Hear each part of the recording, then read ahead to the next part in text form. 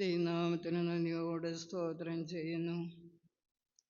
ഇന്ന് 14-ാം നൊയമ്പ് ദിനമാകയാൽ ഏവരും ദൈവാലയത്തിൽ കൂടി വന്ന് ദൈവവചനം ധ്യാനിക്കുവാനും ആരാധിക്കുവാനും ദൈവം ജീവനുള്ള ദേശം നമുക്ക് ഭാഗ്യം നൽകിയതോർത്ത് ദൈവത്തെ സ്തുതിച്ചാട്ട്. യുദ്ധഭീതികളുടെ നടുവിലാണ് നാം. നമ്മുടെ പ്രിയപ്പെട്ടവരൊക്കെയും ദേശരാജ്യങ്ങളിലുണ്ട്. അതുകൊണ്ട് നമ്മൾ വളരെ ശ്രദ്ധാപൂർവം ദൈവസന്നിധിയിൽ ഇരിക്കേണ്ടത് ആവശ്യമാകയാൽ അല്പനേര ചിന്തയ്ക്കായിട്ട് ഏവങ്കേലിയനായിട്ട് വായിച്ചു ഭാഗം നമ്മൾ കേട്ടുവല്ലോ. എന്നാൽ ഈ നൊയമ്പ് കൊണ്ട് നാം ഉദ്ദേശിക്കുന്നത് നമുക്ക് എന്താകുന്നു ലഭിക്കുന്നതെന്ന് വെച്ചാൽ സ്നേഹത്തിൻ്റെയും ത്യാഗത്തിൻ്റെയും സമർപ്പണത്തിൻ്റെയും നൊയമ്പുകാലമാണ് നാം എല്ലാ വർഷവും ആചരിക്കുമ്പോൾ. സ്നേഹത്തിൻ്റെയും ത്യാഗത്തിൻ്റെയും സമർപ്പണത്തിൻ്റെയും നൊയമ്പുകാലമാകിയാൽ നമ്മെ തന്നെ ദൈവസന്നിധിയിലൊന്ന് താഴ്ത്തിക്കൊടുത്താട്ട് ഈ കാര്യം ഞാൻ നിങ്ങളോട് പ്രസ്താവിക്കുമ്പോൾ ഈ അവസ്ഥ നമുക്ക് യേശു തമ്പുരാൻ നേരിട്ട് വന്ന ഭൂമിയിലെ ജനത്തിന് നൽകിയ ഒരു അനുഭവമാണ്. സ്നേഹവും ത്യാഗവും സമർപ്പണവും. അതിന് അല്പസമയം 2 മിനിറ്റ് പുറകോട്ട് പോകേണ്ടത് ആവശ്യമാകയാൽ മലാക്കിയുടെ പ്രവചനം കഴിഞ്ഞതിന് ശേഷം സുവിശേഷം വരുന്നതിന് മുമ്പ് ഒരു 400 വർഷം ഇരുളടഞ്ഞ ഒരു കാലഘട്ടം ഇസ്രായേൽ ജനതയ്ക്കുണ്ടായിരുന്നു. ആ 400 വർഷത്തെ കാലഘട്ടത്തിന് അകത്ത് ജനത്തെ വളരെയധികം കഷ്ടപ്പെട്ട 3-4 കൂട്ടരുണ്ടായിരുന്നു. ശാസ്ത്രിമാരും മഹാപുരോഹിതന്മാരും ലേവ്യരുമൊക്കെ ആയിട്ട് ചതുവപ്പിന് വരെ അവർ കരം ഏർപ്പെടുത്തി വലിയ വിധത്തിൽ ജനത്തെ കഷ്ടത അനുഭവിപ്പിച്ചു കൊണ്ടിരിക്കുമ്പോഴാണ് യേശു തമ്പുരാൻ്റെ വരവ്.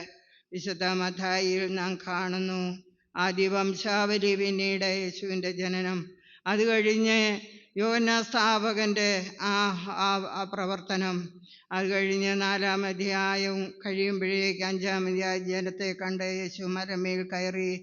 ഞാൻ യെരൂശലേമിൽ ചെന്നപ്പോൾ മലയൊക്കെയും കണ്ട് ഈ വചനം ഓർക്കുവാനിടയായി. ഗിരിപ്രഭാഷണം അവിടെ തുടങ്ങിയാണ് യേശു തമ്പുരാൻ. ഹല്ലേലൂയ. ജനത്തെ കണ്ടവരോട് തൻ്റെ സുവിശേഷം വരവിൻ്റെ ഉദ്ദേശം അറിയിച്ച അനുഭവമാണ് നാം ഇന്നിവിടെ ഈ നൊയമ്പുകാലം ഓർക്കുന്നത്. അത് കഴിഞ്ഞ് 8-ാം അധ്യായം വന്നപ്പോൾ യേശു തമ്പുരാൻ മുകളിൽ നിന്ന് ഇറങ്ങി ജനത്തിൻ്റെ നടുവിലേക്ക് ഇറങ്ങി. അവിടെയാണ് ദൈവത്തിൻ്റെ സ്നേഹം നമ്മളിലേക്ക് പകരപ്പെടുന്നത്, ത്യാഗം പകരപ്പെടുന്നത്, ദൈവത്തിൻ്റെ സമർപ്പണം. ആ അനുഭവം ഇന്ന് നമ്മളിൽ നിലനിൽക്കുന്നുവെങ്കിൽ നമ്മുടെ ധ്യാന വിഷയം ദൈവജനമേ അളക്കപ്പെടുവാനാകാത്ത ദാനമാണത്. നമ്മൾ അനുഭവിച്ചിട്ടുണ്ടോ?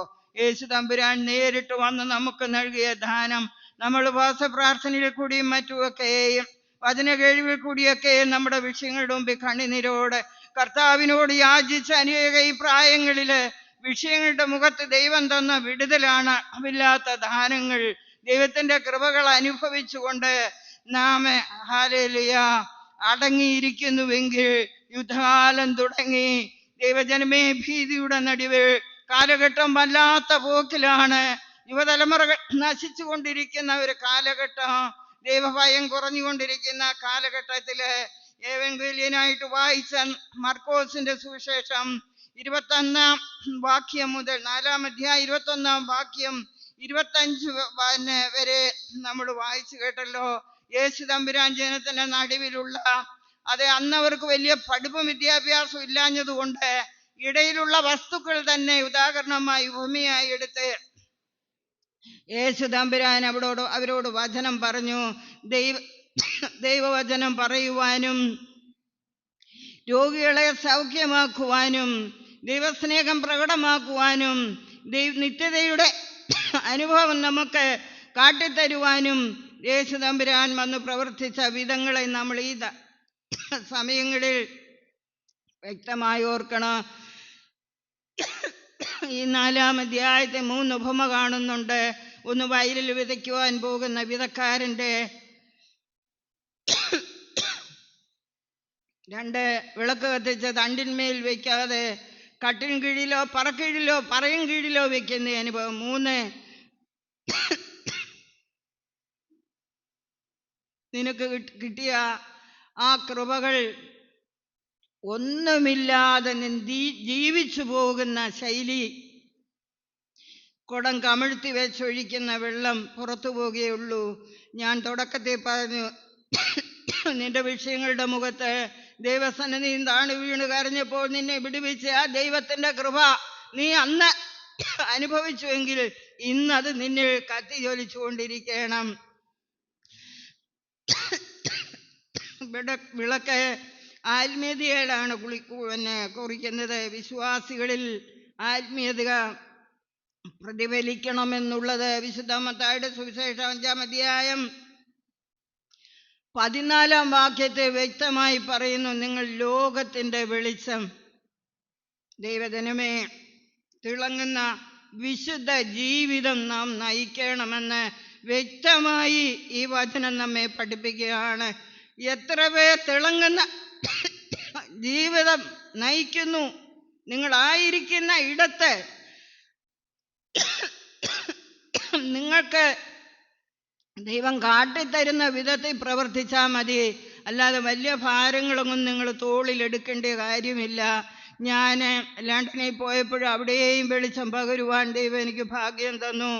ഇസ്രയേലിൽ പോയപ്പോഴും അവിടെയും വെളിച്ചം പകരാൻ എനിക്ക് ഭാഗ്യം തന്നു. ഇന്ന് ഞാൻ ഈ ആരാധനയ്ക്ക് പോലും ഒന്ന് വരുവാൻ സാധിക്കാതെ ശരീരത്തിൻ്റെ ബുദ്ധിമുട്ടുകൾ അനവധി അനുഭവിച്ചുകൊണ്ടിരിക്കെ ദൈവസന്നിധിയെ പ്രാർത്ഥിക്കുകയും കരയുകയും ചെയ്യുന്നു. എനിക്ക് കിട്ടിയ വെളിച്ചം നഷ്ടപ്പെടാതെ വേണം നിലനിർത്തുവാൻ. ദൈവമേ, നീ എന്നെ സഹായിക്കണമേ എന്ന് ദൈവസന്നിധിയെ പ്രാർത്ഥിക്കുകയാണ്. ദൈവജനമേ, ജീവന്റെ വചനം രണ്ടാമത് നാം പ്രാപിക്കണം. അത് ഫിലിപ്പി ലേഖനം 2-ാം അധ്യായത്തിൽ 15-ാം വാക്യത്തിൽ നാം കാണുന്നുണ്ട്. ജീവന്റെ വചനം പ്രമാണിക്കണം. തേജസ്വികളെ പോലെ നാം പ്രകാശിക്കണം. ഇന്ന് നമ്മുടെ അവസ്ഥ എന്താണ്?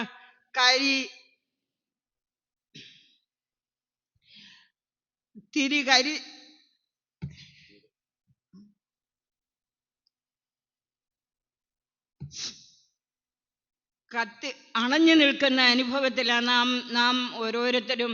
അതിൻ്റെ ഇന്ന് നമ്മുടെ ചുറ്റുപാടിൽ കാണുവാനുണ്ട്. ലോകം എൻ്റെ അന്ത്യത്തിലേക്ക് എന്ന പോലെ വളരെ പ്രതികൂലങ്ങളിൽ കൂടെ കടന്നു പോവുകയാണ്. കൊലപാതകങ്ങളും ആത്മഹത്യകളും പിടിച്ചുപറികളും നടന്നുകൊണ്ടിരിക്കുന്ന മയക്കുമരുന്നിൻ്റെയും കഞ്ചാവിൻ്റെയും അനുഭവത്തിലും തലമുറകളും നശിച്ചുകൊണ്ടിരിക്കുന്നിടത്ത് നാം മൗനം ദീക്ഷിക്കുകയാണ്. അത് ദൈവം ഇഷ്ടപ്പെടുന്നില്ല. പിന്നീട് നാം ആ വചനത്തിൽ കാണുന്നുണ്ട്. മർക്കോസിന്റെ സുവിശേഷം അതേ 4-ാം അധ്യായത്തിൽ 21 മുതൽ താഴോട്ട് വായിക്കുമ്പോൾ, അളക്കുന്ന അളവിനാൽ നിങ്ങൾക്ക് അളന്നു കിട്ടും. നിങ്ങൾക്ക് കിട്ടിയ അളവ് നിങ്ങളെ പൂഴ്ത്തി വെച്ചുകൊണ്ട്, ഞാൻ പറഞ്ഞല്ലോ, കുടം കമിഴ്ത്തി വെച്ച് വെള്ളം ഒഴിക്കുവാണെങ്കിൽ നിങ്ങൾ അളക്കുന്ന അളവിൽ നമുക്ക് കിട്ടും എന്നാണ് തിരുവചനം പറയുന്നത്. വ്യക്തമായിട്ട് പറയുന്നു. വിശുദ്ധ മത്തായിയുടെ സുവിശേഷം 7-ാം അധ്യായം 3-ാം വാക്യത്തിൽ നമ്മൾ ഇന്ന് ചെയ്തുകൊണ്ടിരിക്കുന്ന സ്വന്തം കണ്ണിലെ കരടോ കോലോ കാണാതെ സഹോദരന്റെ അടുത്തുള്ളവന്റെയോ കാണാൻ പോകുന്നതാണ്. അതെ, നമുക്ക് ഈ കുഴപ്പം വരുന്നത്. കപടഭക്തിയോടുകൂടിയുള്ള ജീവിതം, ദൈവമേ, സ്നേഹമില്ലായ്മയാണ് അത് നമ്മളെ സൂചിപ്പിക്കുന്ന. ദൈവസ്നേഹം നമ്മളിൽ ഉണ്ടായിരിക്കണം. കർത്താവ് പറയുന്നുണ്ട്, ഈ ദൈവസ്നേഹമില്ലാതെ നിങ്ങൾ വിധിക്കുന്നു, നിങ്ങളുടെ കൃപകൾ നിങ്ങൾ നഷ്ടപ്പെടുത്തുന്നു, അതിൽ നിങ്ങൾ ഉത്സാഹം ഉള്ളവരായിട്ട് പ്രവർത്തിക്കുന്നില്ല, അത് നിങ്ങളിൽ നിലനിർത്തുന്നില്ല, നിങ്ങളിൽ അത് പ്രവർത്തിക്കുന്നില്ല. നിങ്ങളായിരിക്കുന്ന ഇടത്ത് ഉണരേണ്ട സമയമായി. സമർപ്പണത്തിൻ്റെ നമ്മൾ ഒരുമിച്ച് സമർപ്പണം എടുക്കേണ്ട സമയമായി. മാനസാന്തരം ദിനം തോറും നമ്മൾ ഹല്ലേലൂയ പെടേണ്ട സമയമായി. നിർജീവരായി ഇരുന്ന കർത്താവേ കർത്താവേ എന്ന് നിങ്ങൾ വിളിക്കും, ഞാൻ കേൾക്കുകയില്ല എന്ന് കർത്താവിൻ്റെ വചനം ലൂക്കോസിന്റെ സുവിശേഷം 6-ാം അധ്യായം 46-ാം വാക്യത്തിൽ നമ്മൾ കാണുന്നു. ശ്രദ്ധിക്കുക ദൈവജനമേ, ദൈവഭക്തി പ്രകാശിപ്പിക്കുവാനുള്ളതാണ്, പ്രയോജനപ്പെടുത്തുവാനുള്ളതാണ്, വ്യാപാരം ചെയ്യുവാനുള്ളതാണ്. നിന്നിലത് കത്തിയൊലിക്കേണ്ടതാണ്. നിന്നിൽ കൂടി നിന്റെ കുടുംബത്തിന് ചുറ്റുപാടും നിങ്ങൾക്കറിയാം. ഇരുളടഞ്ഞ ഒരു ദേശത്ത് ആദ്യ കാലഘട്ടങ്ങളിൽ ഞാൻ വന്നു പാർത്തത് ഇന്ന് ദൈവിക വെളിച്ചമായി തീർന്നതിൻ്റെ പ്രധാന കാരണക്കാരി ഞാനും എൻ്റെ പ്രിയപ്പെട്ടവരുമാണ്. ദേശവാസികളെയും സഹോദരങ്ങളെയും ഇടവജനത്തെയും കൂട്ടിവരുത്തി ഇന്ന് ആ ദേശത്ത് വളരെ അനുഗ്രഹപ്രദമായ അനുഭവം നിലനിർത്തുവാൻ ഞങ്ങൾ പ്രയത്നിച്ചു. ഇടവകയിലും അതുപോലെ തന്നെ 81 മുതൽ 2010 വരെയും അതിശക്തിയോടെ കൂടിവരുവിലും കൂട്ടായ്മയിലും ദൈവവചനം ധാരാളമായി വാരി വിതറിയ ഈ ഫുട്പാത്ത് എനിക്ക് ആമേൻ ഹല്ലേലൂയ ആ കാലഘട്ടങ്ങളെ ഓർമ്മ തരികയാണ്. അതുകൊണ്ട് ദൈവജനമേ, ദൈവഭക്തി നമ്മളിലുള്ളത് ദൈവം അളക്കുമ്പോൾ അളക്കുവാൻ ഒന്നുമില്ലാത്തവരായി തീരരുത്. ഉള്ളത് ഉണ്ടെങ്കിലേ ഇല്ലാത്തവൻ്റെ അടുത്തുള്ളവന് കൊടുക്കുവാൻ ഒക്കൂ. ഒന്നുമില്ലാതെ നീ ഇരുന്ന ദൈവം മുമ്പാകെ നീ എത്തപ്പെടുമെന്നുള്ള ഈ നോയമ്പകാലത്ത് നിന്നെ തന്നെ ഒന്ന് വിലയിരുത്തി പരിശോധിക്കുക. ആ പരിശോധന ആയിരിക്കണം ഈ നോയമ്പ് കാലങ്ങളിൽ നാം അനുവർത്തിക്കേണ്ട അനുഭവങ്ങൾ. നമ്മെ തന്നെ ഒന്ന് പുതുക്കുക. ഞാൻ 3 കൂട്ടം കാര്യേ പറഞ്ഞുള്ളൂ. തിളങ്ങുന്ന ക്രിസ്തീയ ജീവിതം നയിക്കുക. രണ്ടാമത് കർത്താവ് പറയുന്നത് ചെയ്യുവാൻ സൽപ്രവൃത്തി. കർത്താവ് നമുക്ക് കാണിച്ചു എന്ന സൽപ്രവൃത്തികൾ എന്താണ് അവൻ ചെയ്തത്? രോഗികളെ സൗഖ്യമാക്കുകയും സുവിശേഷം പ്രസംഗിക്കുകയും നിത്യജീവന്റെ അനുഭവത്തിലേക്ക് നമ്മെ നയിക്കുകയും ചെയ്ത ഒരേശു തമ്പുരാൻ നമ്മുടെ മധ്യേ കടന്നു വന്ന് പ്രവർത്തിച്ചിട്ട് തിരുവചന പ്രകാരം നമുക്ക് മാതൃക കാട്ടി പോയവന്റെ മുന്നിൽ നാം ആരാകുന്ന ഒട്ടക്കലമാകുന്നുവെങ്കിൽ ഞാനും നിങ്ങള് കണക്ക് പറയേണ്ട സമയമായിരിക്കുന്നു. അതുകൊണ്ട് ദൈവജനമേ, സൽപ്രവൃത്തി ചെയ്യുവാൻ നമുക്ക് ഉത്സാഹിക്കാം, ഉത്സാഹമുള്ളവരായി തീരാം. ഈ കാലയളവിൽ നമ്മെ തന്നെ ദൈവകരങ്ങളിൽ ഒന്ന് സമർപ്പിച്ചാട്ട്, നമ്മെ തന്നെ ഉത്സാഹമുള്ളവരാക്കി തീർത്താട്ട്, നമ്മിൽ തന്ന ദൈവകൃപകളെ ഉത്സാഹത്തോടെ അത് ചെയ്യുവാന്, പ്രചരിപ്പാന്, വർദ്ധിപ്പിച്ചെടുക്കുവാൻ നമ്മെ തന്നെ ഒരുക്കാം. അതിന് ഈ വചനങ്ങളാൽ ഇന്ന് നമ്മെ തന്നെ ഒന്ന് ശോധന ചെയ്ത് കടന്നു പോകാം. ഈ ദിവസങ്ങളെ നൊയമ്പകാലത്ത് നമ്മെ തന്നെ ഒന്ന് ശോധന ചെയ്ത് ഈ നൊയമ്പ് നമുക്ക് തികയ്ക്കുവാം. നമുക്കറിയാമല്ലോ, അതേ മത്തായിയുടെ സുവിശേഷം പൈശാചികനാൽ പരീക്ഷിക്കുവാൻ 40 ദിവസം മലമേൽ കയറിപ്പോയ ദൈവം 3 പരീക്ഷണങ്ങളിലും ഞാൻ പറയുന്നില്ല വിജയിച്ചതിന് ശേഷം സാത്താൻ കുറെ കാലത്തേക്കിനെ ദൈവത്തെ വിട്ടുപോയുള്ളൂ. പിന്നെ ക്രൂശിങ്കൽ നമ്മൾ കണ്ടു സാത്താന്.